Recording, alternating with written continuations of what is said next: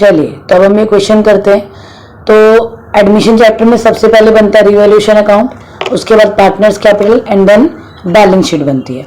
ठीक है, revaluation account या तो आपके पास दो तरीके होते हैं, या तो आप पहले रिवैल्यूएशन अकाउंट बनाओ, उसको क्लोज करो, फिर पार्टनर्स कैपिटल बनाओ, उसका क्लोजिंग करो, और फिर बैलेंस शीट बनाओ, उसका क्लोजिंग करो। और दूसरा मेथड है कि आप साथ साथ में रिवैल्यूएशन, पार्टनर्स कैपिटल और बैलेंस शीट सबका ट्रीटमेंट करते रहेंगे। ठीक है, तो हम शुरू करते हैं बैलेंस शीट से। बैलेंस शीट देखो, ओपनिंग कैपिटल दिया है, इन्वेस्टमेंट फ्लक्चुएशन रिजर्व दिया है, जनरल रिजर्व दिया है, क्रेडिटर, बिल्स पेबल, इधर हमें एसेट्स दिया है, land and building, investment, debtor, goodwill, profit and loss, advertisement, suspense, cash. यानी हमारे पास यहाँ पे एक्यूमुलेटेड प्रॉफिट्स एंड लॉसेस भी हैं। दो एक्यूमुलेटेड प्रॉफिट्स एंड लॉसेस इधर दिए हैं और दो एक्यूमुलेटेड प्रॉफिट्स एंड लॉसेस इधर दिए हैं।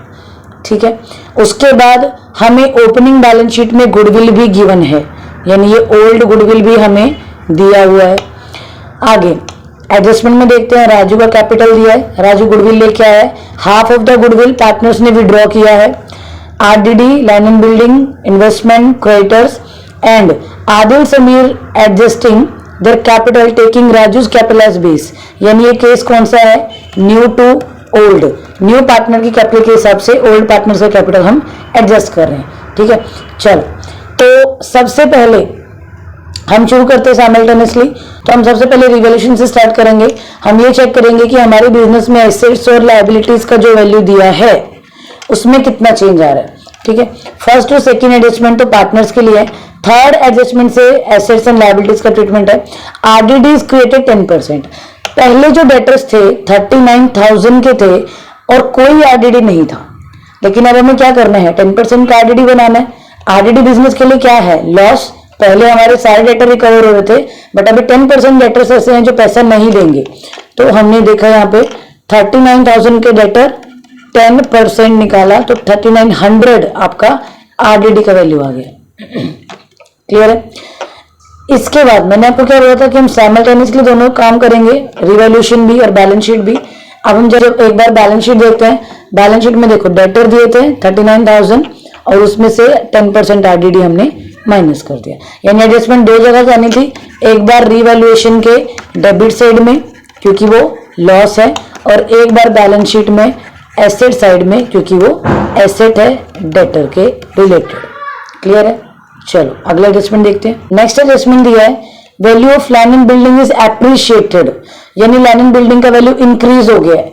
तो पहले तो हमें रिवैल्यूएशन में credit all income and gain 30,000 लिख देना है, और दूसरा ट्रीटमेंट इसका क्या होगा, एसेट साइड में हम लैंड एंड बिल्डिंग के अंदर वैल्यू ऐड कर देंगे, यानी ऑलरेडी लैंड एंड बिल्डिंग 75,000 है, उसमें ऐड कर देंगे 30,000। एक बार देख लेते हैं इसको।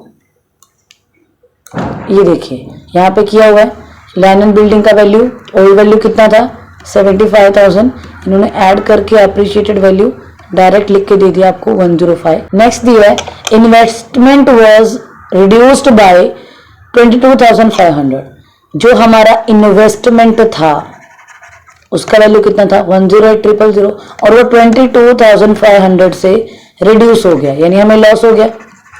पर इस लॉस की रिकवरी के लिए हमें रिजर्व दिया हुआ था, लेकिन वो रिजर्व भी कितना है 15,000। और मैंने जब आपको इन्वेस्टमेंट फ्लक्चुएशन रिजर्व का पूरा केस करवाया था तो वहां पे मैंने आपको क्या बताया था, लेस और मोर के सारे केसेस करवाए थे। ठीक, तो वहां पे हमने देखा था कि अगर लॉस ज्यादा होता है तो उसको क्या करते हैं, रिवैल्यूएशन से कवर करते हैं। अब यहाँ पे लॉस हुआ 22,500 का और हमारे पास रिजर्व था 1,500 का, यानी 7,500 एक्स्ट्रा हो गया। तो ये debit all expenses and losses, investment का लॉस 22,500 माइनस जो रिजर्व से रिकवर हुआ रिमेनिंग अमाउंट यहाँ पे आ जाएगा। ठीक है, अगला है इसका सेकेंड इफेक्ट भी देख लेते हैं। इसका सेकेंड इफेक्ट देखो, ये बैलेंस शीट में हमने इन्वेस्टमेंट को रिड्यूस कर दिया है। इन्वेस्टमेंट पहले कितना था 108,000, उसमें से माइनस कर दिया 22,500, तो आपका ये वैल्यू आ जाएगा। डन। चलिए फोर्थ एडजस्टमेंट, जो यहाँ पे सिक्स एडजस्टमेंट है वो हमारे रिवैल्यूएशन के लिए फोर्थ एडजस्टमेंट है कि creditor are to be valued at 62250। Creditor पहले कितने थे 63,000 के क्रेडिटर थे, 63,000 के क्रेडिटर्स थे और अभी हो गए हैं 2250, यानी 750 का हमें फायदा हो गया। फायदा क्यों हुआ? पहले क्रेडिटर ज्यादा थे, अभी कम हो गए, तो फायदा हो गया, यानी क्रेडिट इनकम एंड गेन। तो क्रेडिटर्स हमने यहाँ पे 750 लिख दिया। और इसका सेकेंड इफेक्ट कहाँ जाएगा? सेकेंड इफेक्ट जाएगा बैलेंस शीट में। बैलेंस शीट में क्रेडिटर हमने यहाँ पे देखा 63,000 था, इसमें से न्यू वैल्यू जो आया है वो हमने न्यू वैल्यू लिख दिया, या फिर 75 माइनस करके भी आप दिखा सकते हो, डायरेक्ट लिखोगे तो भी कोई प्रॉब्लम नहीं है। अब ये हमारे रिवैल्यूएशन की सारी एडजस्टमेंट क्लियर हो गई। अब हमें करना है रिवैल्यूएशन का बैलेंसिंग। रिवैल्यूएशन के बैलेंसिंग के लिए क्या करेंगे? इधर debit all expenses and losses होता है और इधर credit all income and gain होता है। यानी अगर क्रेडिट साइड ज्यादा आया तो इनकम ज्यादा है, प्रॉफिट हो जाएगा, और अगर डेबिट साइड ज्यादा आया तो लॉसेज है, तो वहां पे हमें बाय लॉस लिखना पड़ेगा। ठीक है, तब यहाँ पे देखो 3975 और 30,750 डायरेक्ट दिख रहा है, इधर 30,000 है, ग्रेटर नंबर है। टोटल किया इनका, टोटल आया 30,750, उसमें डेबिट साइड का टोटल माइनस किया, हमें 19,350 का प्रॉफिट आ गया। अब ये 19,350 क्योंकि एसेट्स और लायबिलिटीज ओल्ड पार्टनर्स ने बनाया था, तो ये जो प्रॉफिट हुआ है ये भी ओल्ड पार्टनर्स को उनके ओल्ड रेशियो में डिवाइड हो जाएगा। ओल्ड रेशियो में डिवाइड हो जाएगा। कितना है? 19,350। इससे हम 2/3 और 1/3 कर देंगे, तो फर्स्ट वाले का वैल्यू आएगा 12900 और यहाँ पे 6450। ठीक है, ये हमारा रिवॉल्यूशन कंप्लीट हो गया। अब इसके बाद हमें बनाना है पार्टनर्स कैपिटल। पार्टनर्स कैपिटल का सबसे पहले क्या करना है? ओपनिंग बैलेंस लिखना है। हमने लिख दिया पार्टनर्स कैपिटल के ओपनिंग बैलेंसेस। आदिल का बैलेंस दिया था 90,000 और समीर का 48,600, ये हो गए इनके ओपनिंग बैलेंसेस। उसके बाद पहले जो हमने अभी रिवॉल्यूशन बैलेंस निकाला वो ट्रांसफर करो, क्योंकि ये क्या होता है कि हम बैलेंस शीट के सारे ट्रांजेक्शन देखते हैं, एडजस्टमेंट देखते हैं, लेकिन जो रिवॉल्यूशन पहले बनाया होता है वो हमेशा स्किप हो जाता है।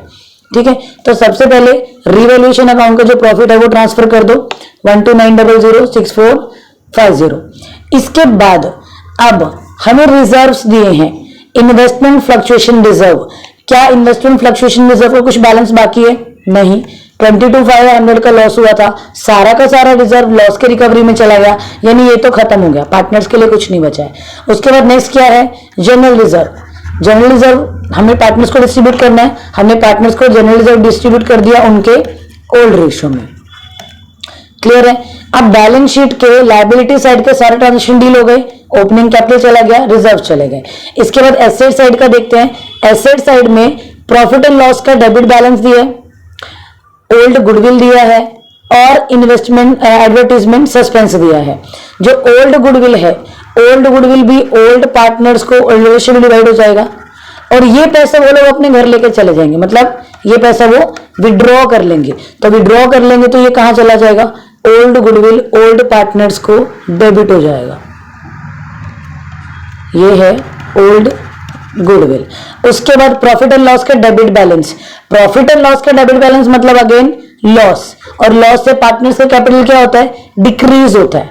डिक्रीज होता है मतलब डेबिट, तो जो प्रॉफिट एंड लॉस का डेबिट बैलेंस है वो भी हमने ट्रांसफर कर दिया ओल्ड पार्टनर्स को इन देयर ओल्ड रेशियो। ठीक है, उसके बाद दिया है एडवर्टाइजमेंट सस्पेंस। एडवर्टाइजमेंट सस्पेंस मतलब एडवर्टाइजमेंट का हमने खर्चा किया था, हमने ये अज्यूम किया था कि अगले इतने सालों तक हम इसे राइट ऑफ करेंगे, पर क्योंकि नया पार्टनर आ रहा है, अब न्यू पार्टनर उस चीज पे बिलीव नहीं करेगा कि अगले इतने साल तक ये एडवर्टाइजमेंट वैलिड भी होगी या नहीं, तो अब हमारे लिए वो क्या बन जाता है फिर? लॉस, क्योंकि न्यू पार्टनर तो एग्री नहीं कर रहा है उसको एक्सेप्ट करने के लिए। ठीक है, तो यहां पे क्या होगा? ये भी लॉस है, अगेन एक लॉस, ओल्ड पार्टनर्स को ओल्ड रेशियो में डिवाइड हो जाएगा। ठीक है, अब हमने क्या किया? हमने बैलेंस शीट के लायबिलिटी साइड में जो चीज दी थी, हमें इन्वेस्टमेंट दिया हुआ था, रिजर्व दिया था, हमने वो भी ट्रीट कर दिया है, और एसेट साइड में दिया था गुडविल, प्रॉफिट एंड लॉस का डेबिट बैलेंस, एडवर्टाइजमेंट, यानी ये लॉसेस दिए थे वो भी ट्रीट कर दिए। अब हमें आना है अपने एडजस्टमेंट पे, यानी अब जो हमें एडजस्टमेंट में स्पेसिफिकेशन दिया है हमें वो देखना है। सबसे पहले फर्स्ट एडजस्टमेंट में क्या दिया है? राजू का कैपिटल दिया है, तो हमने उसका कैपिटल कैश इधर लिख दिया। कैश क्यों लिखा? क्योंकि बिजनेस में वो कैपिटल लेके आएगा, तो एंट्री क्या होगी? कैपिटल की एंट्री होगी cash account debit to Raju's capital. तो राजू कैपिटल क्रेडिट हो रहा है और कैश अकाउंट डेबिट हो रहा है, तो यहाँ पे राजूज कैपिटल के हम क्रेडिट साइड में जाएंगे और कैश लिख देंगे उधर, बाय कैश 30,000। ठीक है, जी। इसके बाद अगला एडजस्टमेंट है, राजू पे 15,000 for goodwill and half of the some is withdrawn bye Adil and Sameer. यानी सबसे पहले तो इनकी एंट्रीज बनानी पड़ेंगी।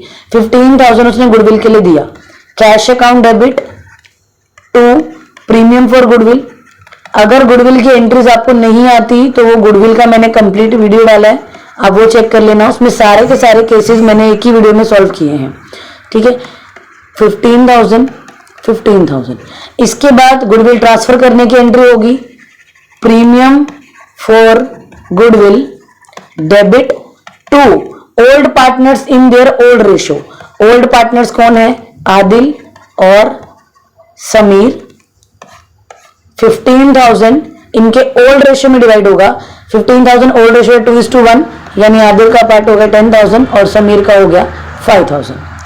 इसके बाद अगला क्या है कि वो विड्रॉ भी कर रहे हैं, तो हमें पहले विड्रॉ का भी एंट्री बनाना पड़ेगा। विड्रॉ का एंट्री कैसे बनेगा? आदिल कैपिटल अकाउंट डेबिट और Sameer capital account debit to cash, क्योंकि वो पैसा लेके जा रहे हैं। कितना विड्रॉ कर रहे हैं? वो हाफ विड्रॉ कर रहे हैं। यानी अगर उन्हें 10,000 मिल रहा है तो 10,000 का हाफ 5,000 और समीर को 5,000 मिल रहा है, 5,000 का हाफ 2,500, 7,500 हो गए, ठीक है। अब ये ट्रीटमेंट का पोस्टिंग कैसे होगा? सबसे पहले तो एंट्री है cash account debit to premium for goodwill, तो ये तो कैश अकाउंट डेबिट, ये तो कैश अकाउंट में जाएगा। यहां पे पार्टनर्स के नाम दिए, यहां पे पार्टनर्स के नाम दिए, तो ये दो एंट्रीज पार्टनर्स कैपिटल अकाउंट में ट्रीट होंगी। सबसे पहले सेकेंड एंट्री में पार्टनर्स कैपिटल क्रेडिट हो रहे हैं क्योंकि उन्हें गुडविल का पैसा मिल रहा है, तो यहां पे मैंने लिख दिया बाय गुडविल 10,000 एंड 5,000, ये हो गया, ठीक है।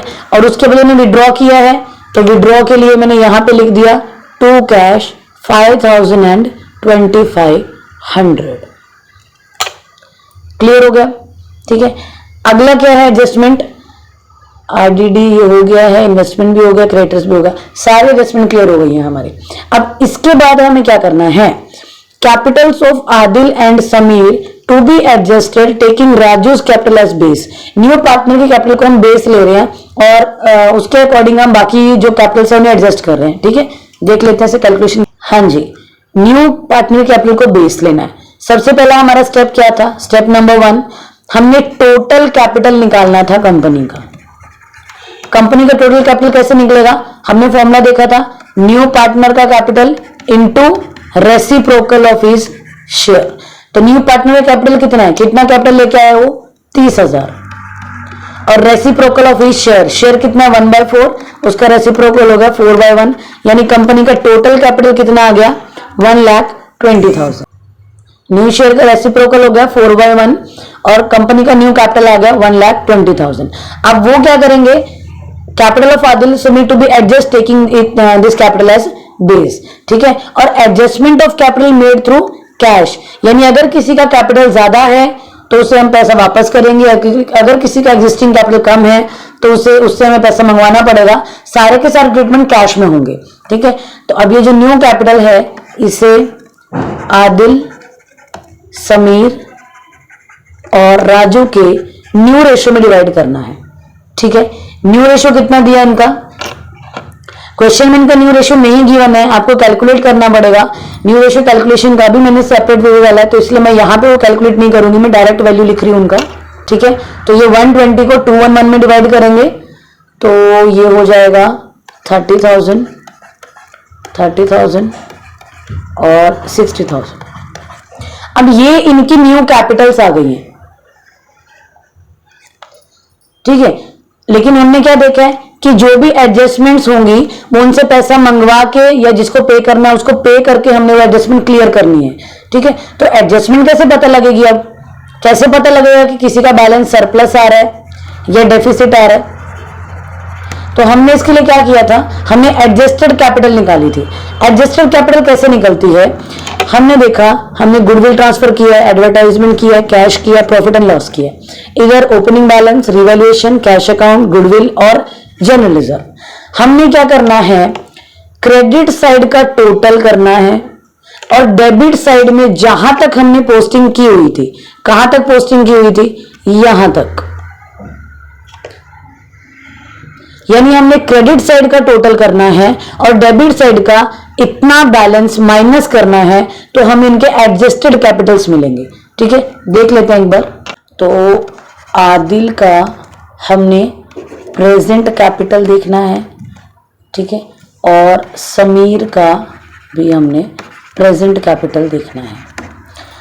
आदिल का कैपिटल क्रेडिट साइड का बैलेंस कितना दिया है 120900, ये टोटल उठा लिया मैं यहाँ से, क्रेडिट साइड का टोटल करेंगे ना तो 120900 और इतने बैलेंस का उसका टोटल आ रहा है यहाँ पे 29000, तो मैंने माइनस कर दिया 29000, बैलेंस आया है 9001 और 9, ये उसका एडजस्टेड कैपिटल आया है, एडजस्टेड कैपिटल।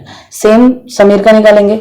समीर का क्रेडिट साइड का बैलेंस दिया है, उसका प्रेजेंट बैलेंस दिया है 64050 और इधर का टोटल करेंगे डेबिट का तो ये बनेगा 145, हाँ 14500।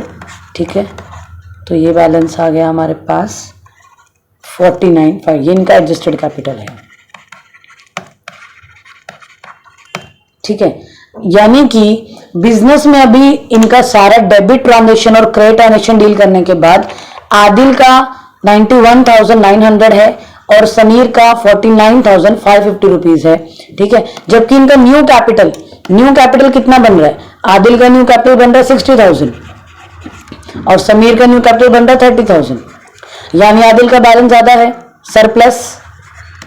कितना सरप्लस है 31900, ये हमने उसको पे करने हैं इमीडिएटली, क्योंकि यहां पे बोला सारे एडजस्टमेंट होंगे थ्रू कैश। ठीक है, और अब समीर का देख लेते हैं। समीर का बैलेंस कितना आ रहा है 49550 माइनस 30,000, तो ये हो गया 19550, तो ये भी सरप्लस है। उसका एग्जिस्टिंग बैलेंस, प्रेजेंट बैलेंस उसका ज्यादा है और जो न्यू बैलेंस है वो कम है। ठीक है, तो ये भी हमने पे करना है, तो ये हो गया to cash surplus, to cash 31900 first वाले का और 19550 सेकंड पार्टनर का। ठीक है, और जो राजू है उसका तो बैलेंस 30,000 था, 30,000 ही है। क्लियर है, ऐसे करना है हमने। और बैलेंस सीडी क्या लिखना है, हमने जो निकाला था वैल्यू 60, 30 एंड 30। पार्टनर्स कैपिटल हो गया। अब आते हैं बैलेंस शीट पे, और बैलेंस शीट के साथ में हमें एक चीज और बनानी है, दैट इज कैश अकाउंट। ये हो गया हमारा बैलेंस शीट। ठीक है, हमने पहले हम कैश अकाउंट बना लेते हैं, उसके बाद बैलेंस शीट को टैली करेंगे।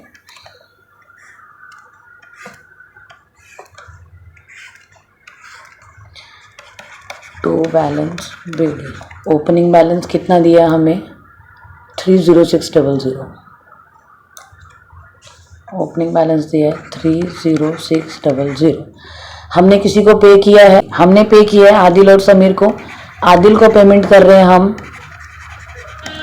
31900, ये रहा बैलेंस, और समीर को हम पे कर रहे हैं 19550। ठीक है, और कहीं से पैसा आ रहा है।